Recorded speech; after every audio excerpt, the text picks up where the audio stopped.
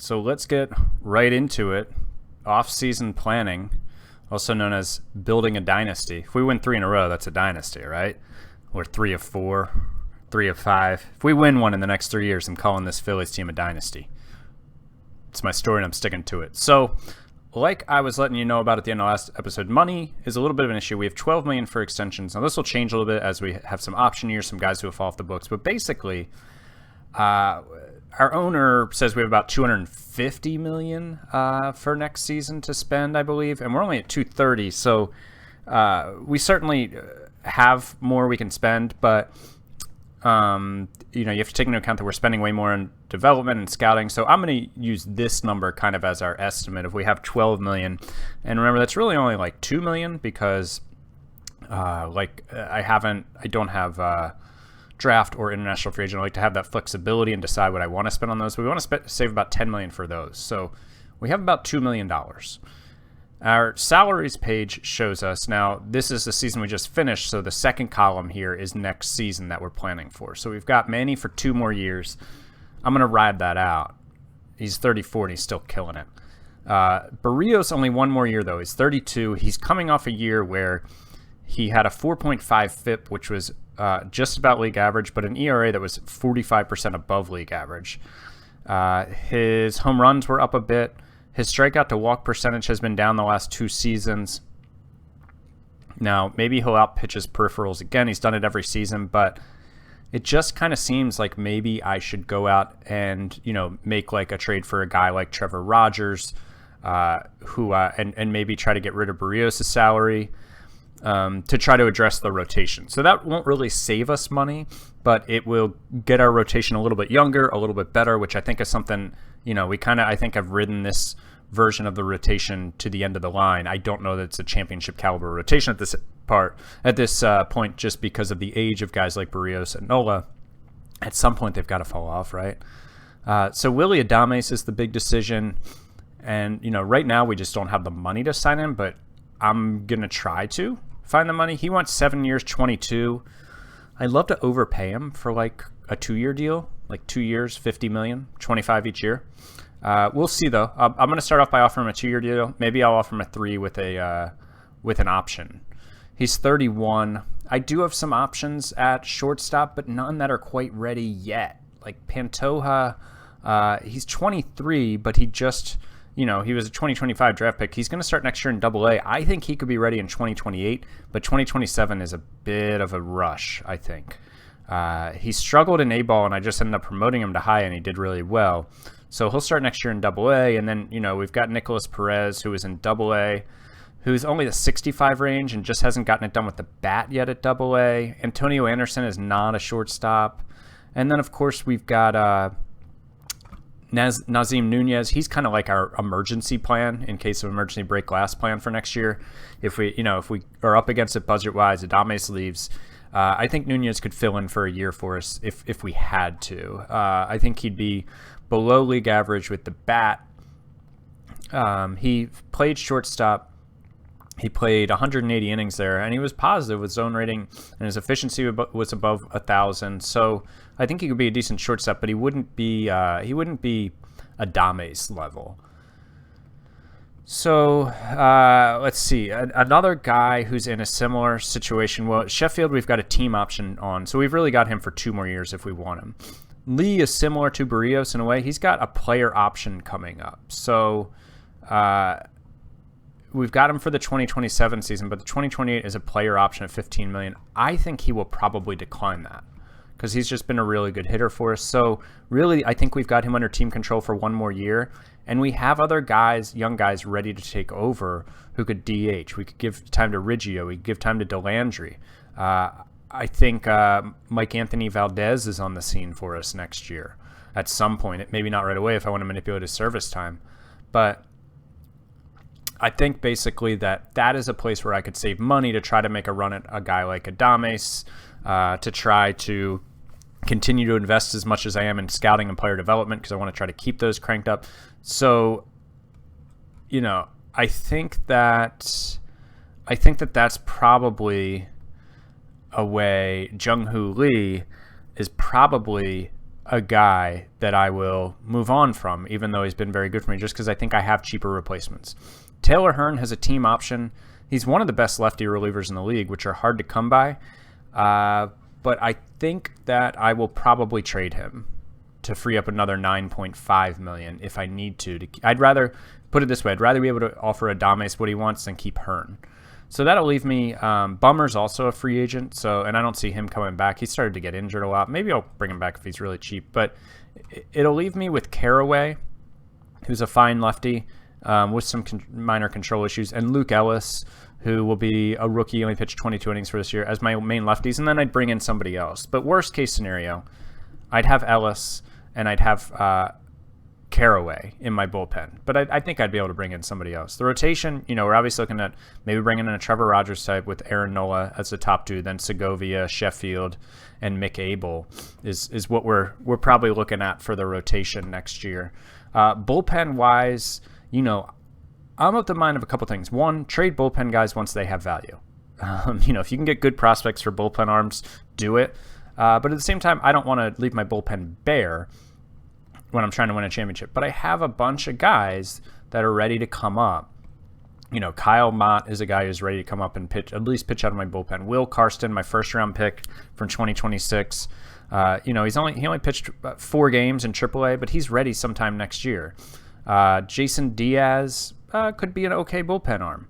Carter Daniels, the low movement and low control concern with these 3 good pitches of that great stuff, I think he could be a bullpen arm. Gunnar Mayer has proven he can be a bullpen arm for me, even if last year was a little bit of a down year for him. Logan Reinhart, he could replace anyone in my bullpen, I think. With this good at control, decent stuff, and 3 really good pitches, I have the horses here, so to speak, and so that's why it's like I kind of want to make room for some of them, so I might trade guys like Schultz for prospects. We'll see what my bullpen looks like next year. I think it'll be some combination of these guys plus those guys at AAA that I just showed you. Salary-wise, anything else interesting? Tucker didn't really do much after the deadline deal. Bummer. We'll probably move on. Randolph, I avoided arbitration with him. I signed him to a $9.8 million deal for 1 year. He's got 2 more years after that. Stott, same thing. I signed him for 5.5, and he's got 2 more years after that. Zach Pop's back for 1 more year. Birdie's a free agent. Hey, man, I think I'll probably find a way to bring back Austin Hedges on another 1-year deal. It's just working out for us. Let's see. Mason Fox I already signed to avoid arbitration, $1.5 million. Castaneda will be back next year. That'll be exciting. He'll compete for a bullpen role too. That's another guy. Let's see. Segovia, first year of arbitration, $6.2 million. I don't want to sign him long term because he's fragile. He'll be 28 at the end of this deal, so we'll see what happens at the end of his club control. I don't plan on extending him very far. With pitchers, especially with the fragile rating, that's really risky. So, I think, again, overall, all these guys will be back. Romo, Randolph, Stott, Machado, hopefully Adames. If not, maybe Nunez, maybe a free agent. Soto, Pache, Harper are all back. Riggio and Delandry, I think, are my platoon guys for the DH. I think Mike Anthony Valdez will come up and be a guy off my bench as well, maybe my backup infielder with Nunez, who will also get a lot of time at DH and hopefully, play like half the time to start until he proves himself. And pitching-wise, we already talked about it. I'm not sure what the bullpen will look like next year. It'll depend on the trade value of guys like Schultz, Pop, Hearn. I think Carraway and Ellis are the only 2 that are definitely back. Abel's in the rotation. I don't have it set to 5, man. I think Carraway and Ellis, because they're lefties, and I'm losing Bummer and Hearn, are definitely back. After that, I'm not really sure who will have back, just because I think some of these guys have trade value, and I have a bunch of arms ready. And I think you can always find bullpen help if you need it. Like if the plan blows up in my face, I can make some trades, and I can also sign some cheap free agent guys in like February and March who have fallen through the cracks and are much cheaper. So, just to kind of look, I started messing around again with the trades for I got everybody's hopes up last year with Trevor Rogers. I know. Oh yeah, they're not Miami. I'm like, where's Miami? They're not there anymore. They're the San Antonio Emperors, of course. So they're really interested in Jung-Hoo Lee. They were like super excited that I was willing to add him to the deal. They'll take Barrios in it too, but they are willing to eat less. I think they are, yeah. So they'll take. Now Rogers, you have to remember here. He's under contract for next year at 27.2, which is a lot. But if they're taking Lee and Barrios back, that's not bad. And then he's going to have 3 years with an opt-out before it of 25.2. So, I'm getting rid of Lee, who is set to make $13 million next year, and Barrios, who is set to make $23 million next year. So I'm gaining a good amount of money, $10 million about. Now, they also want some prospects. Bo, who's a nothing prospect who I'm happy to give up. Jack Little is a minor league reliever who's been pretty good for me. He's got an option year left. I might try to take him out of the deal. Irvin Weems is my 4th-round pick from 2021 who just hasn't really put it together at the minor league level for an extended period of time. What I'm interested to see is, say I take Bo out of this deal, and I say, how about you eat 20% of the deal? Is there anything reasonable they'll take? Who's this guy again? My 5th-round pick from 2026, who really isn't that good. I mean, he's fine. So they want pitching. Wow, they want pitching. They want all my young arms. They don't want any of my older relievers, so I'm more than happy to trade. But I don't know, a Jason Diaz is 25. He's my 4th-round pick from 2023. This is the kind of guy, and he had a really good year in AAA. And he's a major league pitcher, but probably the kind of guy that I'm willing to give up. I don't know, though. It's probably not worth it just to save a few million. It's probably, maybe at 15%, they're willing to take somebody that I'm a little more willing to trade. There's Guedez. So, yeah, some of my relievers make it into... Schultz is there. Some of my relievers make it into the picture here. But still a pretty high price here, fellas. So if I put Guedez in... Or let's say Schultz. Schultz is older. Let's put him in. He's 29. Can we get it up to 20? No, it'll take more time. All right, so yes, that's kind of what I'm looking at. I think it's some package of Lee and Barrios plus other things, and I'm going to save a bunch of money by doing this. And then once I trade Hearn, I think that gives me the money to possibly sign Adames. And yeah, because this brings me up to 25 million available. But again, that's more like 15 million available. So I still need to do other things. Maybe I should look for a cheaper pitcher than Trevor Rogers. I think I probably will do that. Can I package Barrios and Lee for a guy who will free up even more money? So I'm going to go ahead and put in some work here into the off season, and I'll update you guys shortly. As in, right now the video will jump ahead. Okay, so I've moved forward a bit in the offseason. We're to Thursday, November 19th. Free agents just filed. So I'm going to do a couple things. I'm going to catch you up on the awards, and then I'm going to show you a couple moves I've made. Made a couple big moves so far. Some of which you might see on the news screen here, but, we'll get there. All right, AL gloves. JT Realmuto brings one home for the Angels. Ryan Mountcastle, Orioles legend, also brings one home for the Angels. Cesar Garza, who's a guy who's claimed off of waivers from the Sox, wins a Gold Glove for the Yanks. That's cool.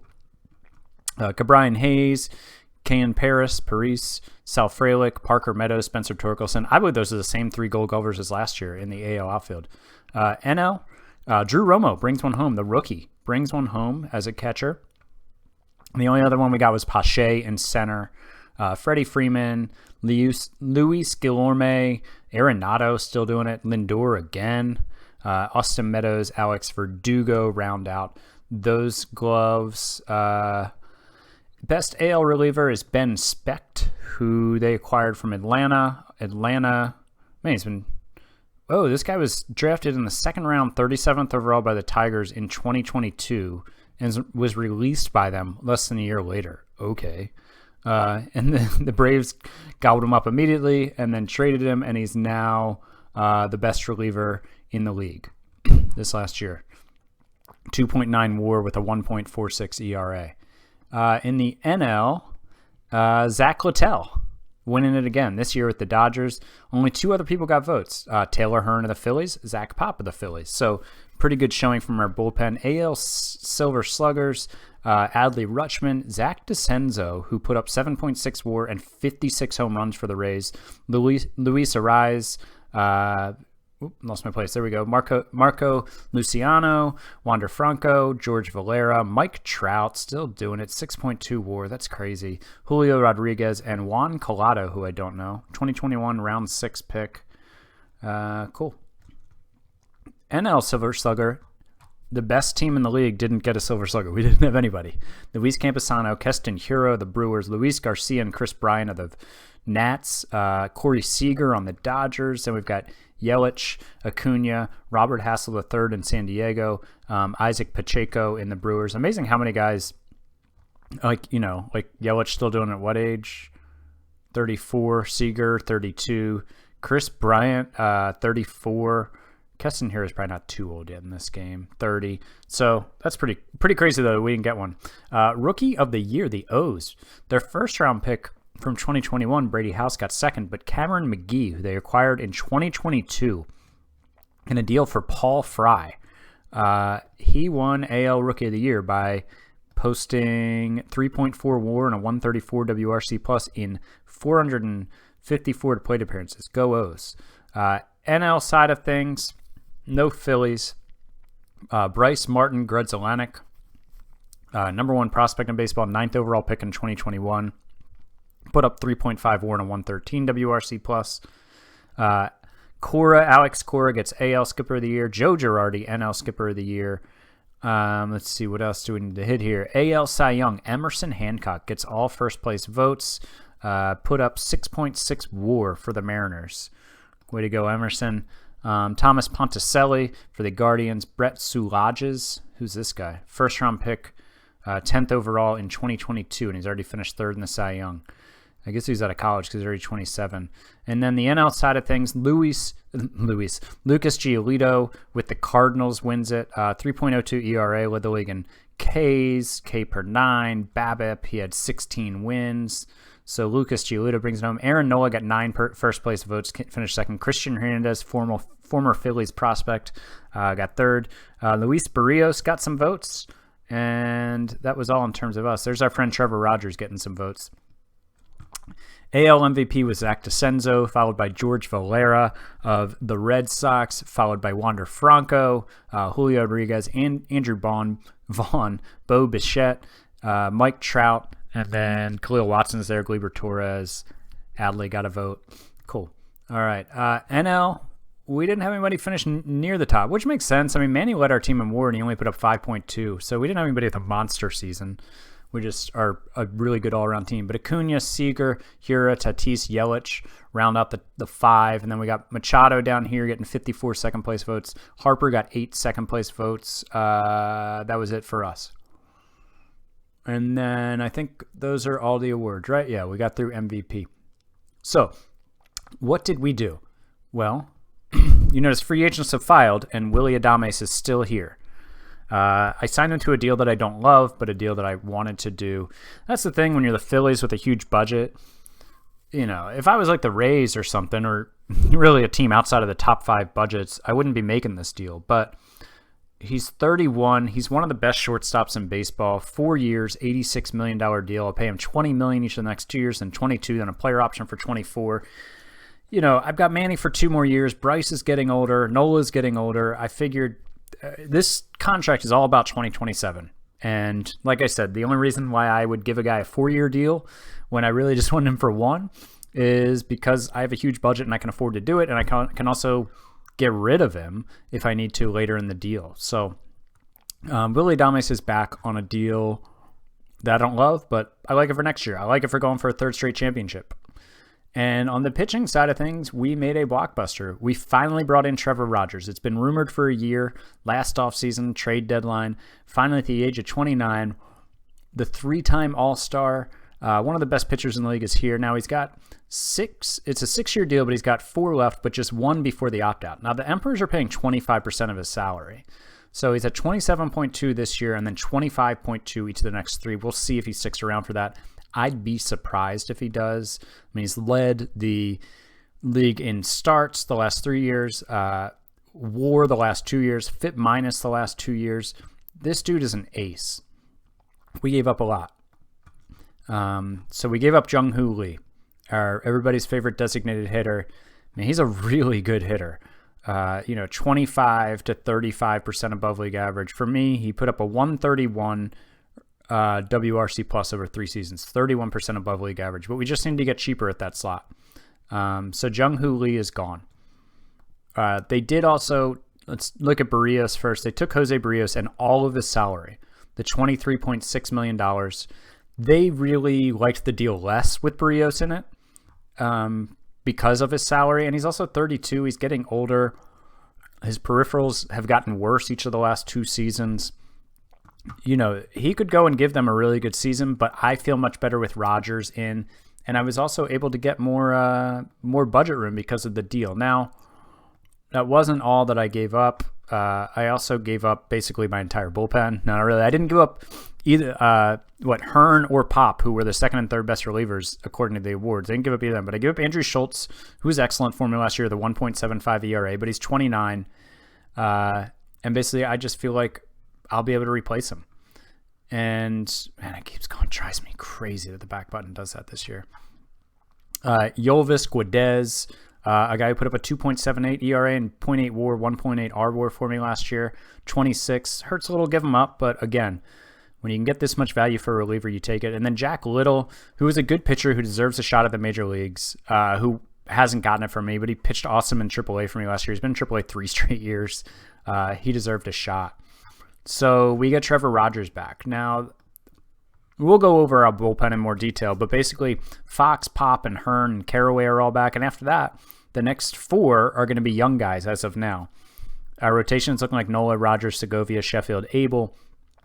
We do have $20 million left to spend. Free agency just opened. I lowered the scouting and development budget a little bit too. So this is really like $10 million to spend because of the draft and international free agents. So I don't see myself spending much more money, I don't think. Maybe I'll make a trade. Maybe something will come across. But I think this might be pretty close to the team that we bring back, and I think it's a really good team. But I'll go over the team and the predictions more in detail here when we get to opening day. So that's where the offseason is at as of now. Willie Adame's back. I mean, look at all these deals. It's crazy to me because I always play a small market team, just how much money you have when you're a big market team and the contracts you can afford. So yeah, we'll update you with next time. I don't know. I think I'm going to bring Hearn back because I lost so much of my bullpen, even though he's kind of expensive. Oh, I did re-sign Austin Hedges, 1 year, $1.5 million deal. I think this will be, his 6th year with me? 1, 2, 3. Yeah, it'll be his 6th year as my backup. He's been here the whole time. So, yeah, that's the team. And let's move forward to the offseason, possibly up to opening day, and see what this team is looking like. Okay, so we're at opening day, which, as it happens, is on April Fool's Day, the worst of all holidays, Thursday, April 1st, 2027. Let's go to the NL first. Phillies are predicted to win the league with 111 wins, league leading an offense of 919 runs. Looks like the 3rd best ERA behind the Dodgers and the Padres at 3.80. Man, this is tough, though. Dodgers at 106, Padres at 99. And then Brewers, Nats, Cubs, Mets in a cluster for the last playoff spot. And, I mean, on the AL, there's only, 92 wins is the top team. And somebody pointed this out, and I didn't realize until it was asked in one of the comments in a video a few videos ago about once you expand, is there interleague? And I thought, it was still there, but now that I look at it, it's not. So I need to look into that for next season, I guess. Pickles predicted to tie for the last place in the AL with 67 wins. Where's Honolulu? Ooh, the Honolulu Pacific's predicted for 75 wins. All right. Harper still down here under the best hitters. Soto and Randolph there. Rogers, the only guy over here. Not a lot has changed since I updated you after those trades, but there's some stuff. The starters are the same. Romo down through Harper, everybody's the same. The Riggio, Delandry platoon will take place at DH. Nunez is back as the backup infielder, utility guy. Hedges as the backup outfielder. The big news is Mike Anthony Valdez, who he's graduated as a prospect. I think once you turn 26, you can't be a prospect anymore, but he was the number 3 prospect in baseball last year. So he's going to be on the team, but I think I'm going to send him down for the first 3 to 4 weeks to manipulate his service time. And also maybe try to get him up to a 35 at second base so he can play there once a month.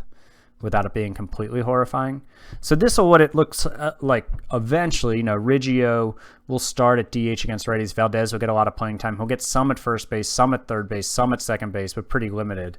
And then against lefties, same things. Delandry will pop in, and then Valdez will get some playing time at a bunch of different places. So that's what it look like. I think in the meantime, I will probably call up just to give him a shot Enrique Bradfield Jr. He's my first-round pick from 2023. He's 25 years old now. He's performed decently in the minors. He struggled his first taste of AAA at the end of the 2025 season, but was above average last year, 2026. He's really fast. I think I'll just give him a shot. I think that I want to give him a shot. And I will give an update more on the prospects after this. As I still need to promote and demote them for the season. I just realized I was going to jump into that in this video, which it will still be in this video, but it's not going to be all in one take because I just realized that. All right, so yeah, that's the offense. The pitching side of things, pretty much as expected. Nola, Rogers, Segovia, Sheffield, Abel. And then the bullpen, obviously a lot of new faces, but we got Fox, Pop, Hearn, and Caraway back from last year, and then Carter Daniels, 14th round pick from 2021, 23 years old. He's there.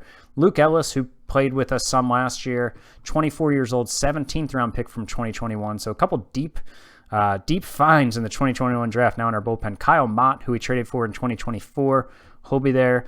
Dylan Castaneda, former top prospect, back from missing a year in arm injury, and his control dropped to 35. Don't love that. Don't love that at all. He was a 45 as of when he got hurt, and now he's at 35. His potentials as a starting pitcher was a 70. As a reliever, it's now 55. So my scout does not love what Castaneda is looking like coming back from his injury. That sucks, to be honest. That really sucks. But what can we do? Other than hope he regains his form. I've had that happen before, where guys go with arm injuries, they come back, scout doesn't love them, and then they regain their form, and the next scouting report they're back to a bit better. Nola looks like he's not ready for opening day. I guess he pitched too late in spring training. I didn't pay any attention to my spring training rotation, so it looks like Trevor Rogers will get the opening day start. So yeah, that's kind of what the team looks like. I feel like I'm forgetting something, but I don't remember what it is now. But anyway, so we've got $21 million to spend, and I'm gonna update you on our player development system, which is 11th overall now, in just a few minutes after I move my prospects up and down and let you know where everybody's playing. But that's the team predicted to win yet again the NL and hopefully go for a third straight World Series, but we shall see. But let's take a look at the farm system. Okay, so here's the farm system, 11th overall. We've got 4 guys in the top 100.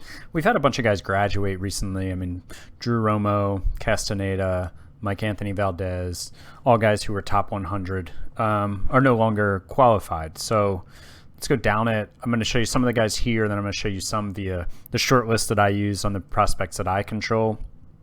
Caleb Ford, our number 1 prospect. He's 24 now in AA, 21st overall prospect. This hit tool, I'm not sure if he's going to get it done, but he can play all over the diamond. I mean, it's going to be good enough because he's got a range of 75. Now, his arm is only 40, but he'll play somewhere in the middle infield. Hopefully his bat can develop. He really struggled in his introduction to AA at the age of 23, so he's going to need to show more with the bat, but I think he can, and the defense is so good that I think he'll be a major league player at some point here. 25th overall prospect, Danny San Miguel, who was my international free agent signing at 2024, still just 20 years old. Did really well in rookie ball last year, so I promoted him pretty quickly and finished the season in low A, where he did okay, but not great. So he'll get a full year there at the age of 20 this year. Other top 100, we've got Cesar Paredes, who is my international free agent signing from last year, 2026. He's not 18 yet. He will be in August. I'm not sure yet if I'll promote him to rookie ball before the season or wait till next year. Kelvin Espino is number 55 prospect in baseball. Signed him as a minor league free agent back in 2021, and all of a sudden he's become good. He'll start the year at AA after playing really well in high A to end the season last year. Let's go to my short list, look at the rest that way. Bum, bum.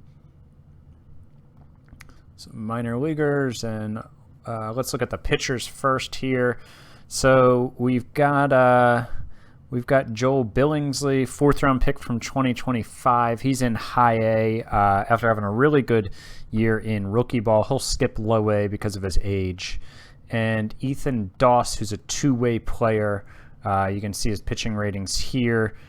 Didn't really do much after being promoted to high A last year, so he'll stay there. 6th-round pick from 2025. Jake Hardy, who we got in a trade from the Dodgers last offseason, and really he was hurt almost the entire year. But because of his age, I'm going to start him in high A and see how he does. Andy Bourne is in low A. He's our 5th-round pick from 2026. He was in rookie ball last year and showed himself fine in 7 starts. He's 22. Oh, he's from Baltimore, Maryland. I just noticed. Cool. Dylan Carter, I don't probably need to manage this guy anymore. I don't think he's going to develop. 3rd-round pick from 2024. That control is just going to probably stunt his development. Alex Green is a two-way player, 6th-round pick from 2024. Did really well on both sides of the ball in high A last year, A and high A. So he'll start the year in double A at the age of 25. He's a little old. Wrong guy. Lucas Kelly is 23 years old, another two-way player, 7th-round pick from 2022. He was fine last year at high A, especially as a pitcher. He was good. Jaden Agassi is in AAA at the age of 25, another two-way player who pitched really well in Double A last year. Will Karsten is our 1st-round pick from 2024, was an older college player, and he's in AAA. He pitched well in AAA last year and Double A. He'll probably find his way onto the Major League team this year, definitely by next year. Hector Davila was our @1 pitching prospect before he missed most of last year with an injury, and he's now 26, so he's no longer eligible. But with this kind of movement, I think this guy is going to be not a difference maker necessarily, but he's going to be have some presence on our Major League roster soon. Oops, keep clicking on the wrong guy. Jason Diaz is a 4th-round pick from 2023. He'll be in AAA again this year after posting a really solid year there last year. Drew Gray is a fun player. Two-way player. Here he is as a pitcher. Here he is as a left fielder. He was really good at both at Double A last year. He's 23. We drafted him in the 2nd round, 66th overall in 2024. Looking forward to see what he can do at AAA, and he honestly might be a two-way player in the majors for me. And then Castaneda's still on here. Probably no need to have him here still. We'll take a look at the batters now. Childry, 1st-round pick from 2026, another year in rookie ball. Kuhn, another young guy, 19, 2nd-round pick, 2026. He'll be in rookie ball again. Let's go to A next. Josh Falgost, 2nd-round pick from 2025. He'll be in low A. Mitriano, a bunch of these guys, I'm not sure really that they're difference makers other than maybe Danny San Miguel is definitely worth keeping an eye on, who we already talked about. But other than that, I'm not sure about these low A guys. I need to weed some of them out. High A, I think the most interesting guy in high A is Jadon Richardson, who I got in a trade from the Diamondbacks in the offseason. He's got a 70 range, and he put up a 109 WRC plus. Now he's 23. He'll start the year in high A, and hopefully can play some center field for us in the future. Devin Moore looks like a really good infielder who I drafted in the 3rd round of 2026. We'll see if he can get it done with the bat. That's the biggest question mark for him. Jumping up to Double A, there's some more interesting guys. Antonio Anderson, 2nd-round pick from 2023. Probably a second baseman with this profile, and he's starting to hit well after he didn't his first couple of years in the minors. Cardona and Culbertson are both interesting first base prospects, sluggers, who are a little older at 23. Espino and Ford we talked about. Green we talked about. Let's see, who else? Marco Pantoja is definitely worth talking about. This is the guy who I think will take over for Adames eventually, but he's almost 24. I could probably push him to AAA, but he ended last year about 5 or 6 weeks in high A and played really well. He's just a draft pick in 2025 as a college bat, but a 75 range and a 75 arm. He can also play the outfield. I think he'll probably be on the team next year. And then another guy who's interesting, Enrique Bradfield, 1st overall pick from 2023. Talked about him. He's going to be on the Major League team some this year. He's on the 40-man now. Drew Gray we talked about. Gunnar Henderson, unfortunately, I just don't know. He's nothing special, and I have tons of guys who can do what he does. Hopefully, he's good enough to play in the majors. I don't know if it'll be for me. Another interesting guy is Casey Salk. He's my first-round pick from 2021. He was really young. He was I think he hadn't even turned 18 yet when I drafted him. But this is a guy who's on the 40-man now, and he had a really good year in Double-A, put up 3.5 WAR. I kept him there the whole year to work on more defensive positions to kind of try to turn him into a super utility guy because he's not great at any one position. I think I'll probably have him continue to work on left and right field, and then hopefully he'll be like a second, third, first, left, right fielder guy who can be on my roster soon. Shumei Shinoda is a guy, so he came in as an international free agent, and before I even had a chance to sign him, the Nationals had signed him, on the day he was available. So I made a trade with the Nationals. I traded them Gunnar Mayer, who was a guy who was in my rotation last year in the majors, but he's out of options. Other guys had passed him. But Shinoda, man, look at this 70 range. He's 25, but in gap power is his biggest tool, which I don't love. But I thought he was interesting enough to add to the system. Let's take a look at the transaction log real quick. I think I covered obviously the big trades that I made. Let me just make sure I didn't. There were a couple others. Oh, so I did trade Kyle Stowers. I got that guy Richardson, and then Norris, who's a guy who will be AAA depth for me, Major League depth for me this year as a lefty reliever. I think that might have been the only one. Oh, I wasn't thrilled with my hitting coach last year, and I wasn't thrilled with his relationships with my players. You can see there were a bunch of guys on the right side of the screen which I don't like to see. So I brought in a new guy who has excellent relationship with all of my hitters, which is cool. And I think that's it in terms of the trades. Yeah, so those trades that I updated you on earlier in the video were obviously the big ones. So we'll get on with the season now. Like always, I'll come back in July with some draft coverage, trade deadline coverage, all that. But go Phils, let's make it 3 straight this year.